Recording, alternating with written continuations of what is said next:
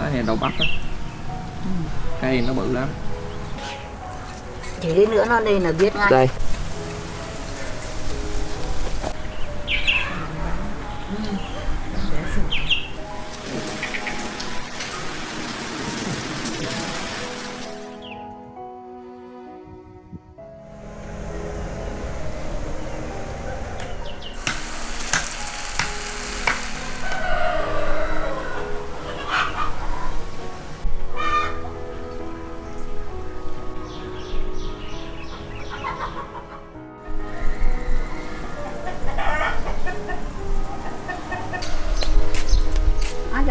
Đậu ván rồi già rồi này, có hái để mà nấu chén này. Nhanh vậy, mới này nó đã già này. Nhanh nhanh già thật. Những quả này cao lắm, khó hái lắm, hay là ấy thôi. Thôi để con ra con hái cho. Đấy không có người ra mày hái có cao lắm. Chùm này cao quá trời, chắc con hái chứ mẹ hái lâu tới rồi. Chùm nào cao mày hái, ta hái thôi, chùm thấp cho. Mà có bẻ những quả này ta không víu rồi, mấy quả già này. Đấy, bự, cả kia quả nữa là kia, cũng là cái xe đấy. Hôm nay nó mọc ra luôn chín vàng nho chứ. Đấy. Bữa trước hái ít quả non, xào ăn cũng ngon đó mẹ. Hôm nay để về nấu chè, không biết có ngon không nhỉ? Ngon chứ, thì hạt nó thế này. Nhưng mà con chưa ăn thử. Cây này nó ra hoa kết quả nhiều đợt đó nè. Ăn cũng được lâu đó, chứ không như mấy cây đậu khác. Nhưng mà cái non này mà bữa nào thèm ăn hái xào ăn cũng ngon lắm nè. Xào với thịt á. Có mấy trái nó già héo luôn nè mà. Có mấy trái thì nó vừa mới già tới thôi. Hộp to vậy, cái quả này còn hơi non. Vậy nó được ối gì? Nào, đây nào. Dậy đi, ra đây gỡ đậu cho vui rồi. Kiếp tôi làm sung sướng quá ha. Quá trời rồi. Làm phơi bụng này. Không sợ. Cái này được mấy gốc, 2 gốc này. Cái hạt này nhìn đẹp mấy nhỉ? Nhìn có cái này giống như cái miệng nhẹ cười. Nóng anh. Đen nóng anh. Phơi vài ngày cho nó khô rồi đem đi nấu chè ăn mình nha. Leo ơi, làm đây canh chim nha, không cho chim ăn đậu nghe con. Đậu đang phơi á, nhớ canh nha, đừng cho chim ăn nha.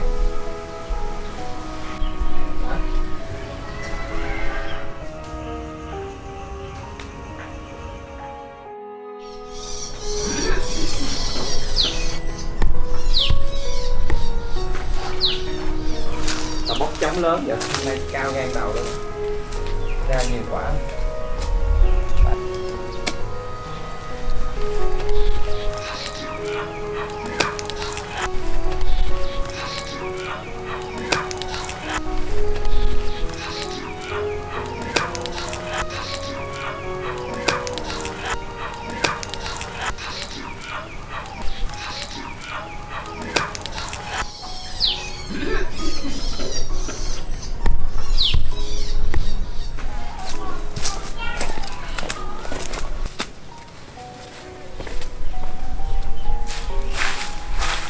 Nè mẹ ơi, đậu bắp đợt này trồng trái bự đã không nè?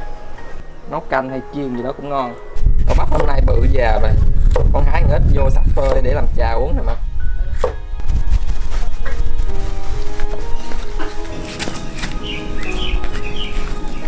Đậu ván khô rồi. Lột vỏ ra mình nấu chè ăn. Mẹ có ăn chè đậu ván bao giờ chưa? Công nhận là hàng đậu ván nó đẹp thiệt mẹ nha. Màu mày à.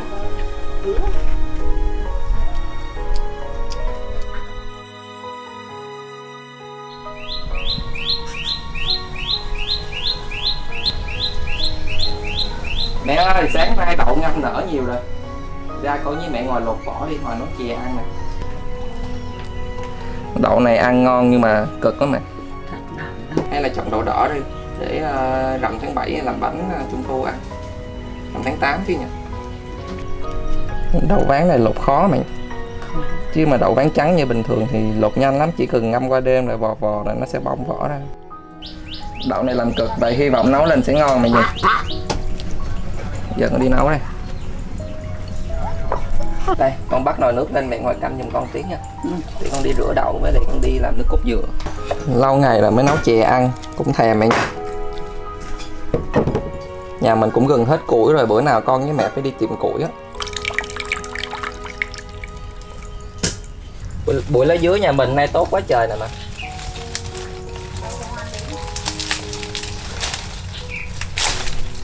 Giờ hái một bẹ là nấu chè với lại hồi tắt nước.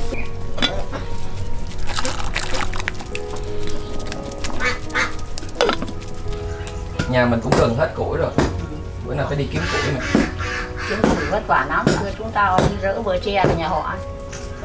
Xong rồi cứ bẻ cái cây nó thối gốc và xong rồi rút. Họ lấy cho bẻ nó chống hết bờ tre người ta đốc đi kiếm bẻ trộm. Bữa mày có kể con nghe là phải đi hái lá gì, lá thơm, lá dứa gì nữa. Nó dứa gai ấy. Nhưng ở qua đây đi xa xã khác nó có. Đấy, người thì đi kiếm củi, người đi kiếm ăn là đi mò cô.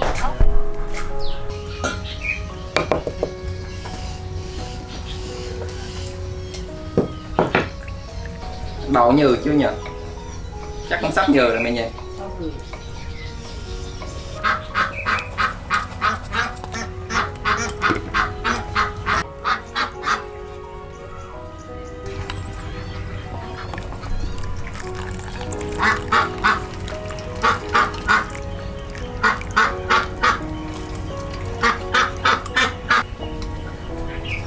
Giờ để cho nguội tí là tí ăn được rồi mà. Giờ con đi làm nước dừa.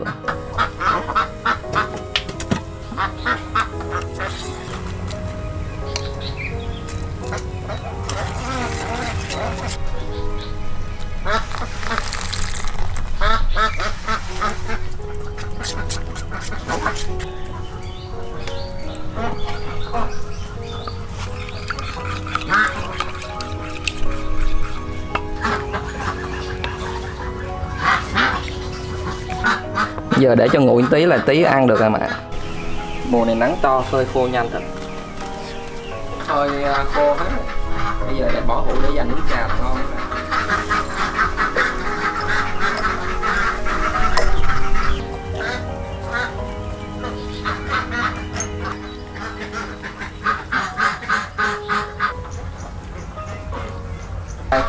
Trà đậu bắp nè. Ăn chè với uống trà. Mẹ ăn thử chè đậu ván thử đi. Ăn cái vị nó bùi bùi cũng ngon hết.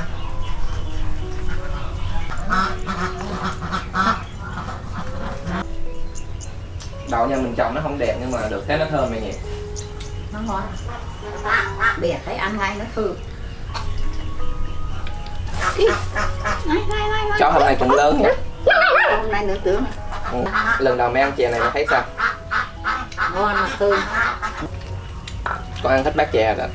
Giờ uống miếng trà xong rồi đi trồng đổ nha, để nắng. Buồn ngủ rồi, sáng giờ chạy chơi giờ mệt rồi. Giờ nằm ngủ ấy.